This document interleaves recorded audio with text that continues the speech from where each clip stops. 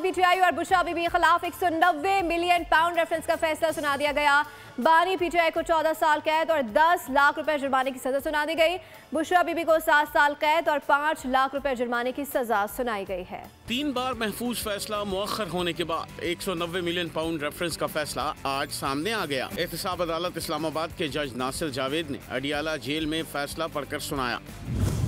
बानी पीटीआई को 14 साल कैद और 10 लाख रुपए जुर्माने की सजा सुना दी गई। बुशरा बीबी को 7 साल कैद और 5 लाख रुपए जुर्माने की सजा सुनाई गई है। अल-कादिर यूनिवर्सिटी को सरकारी तहवील में लेने का हुक्म दिया गया है। जिस वक्त फैसला सुनाया गया, बानी पीटीआई, बुशरा बीबी और तहरीक इंसाफ की क़यादत कमरे अदालत में मौजूद थी। रेफरेंस का फैसला 3 बार मुअख्खर किया गया। अदालत ने फैसला गुज़िश्ता साल 18 दिसंबर को महफूज किया था। फैसला सुनाने के लिए पहले 23 दिसंबर, फिर 6 जनवरी और फिर 13 जनवरी की तारीख दी गई। केस का जेल ट्रायल 1 साल में मुकम्मल हुआ।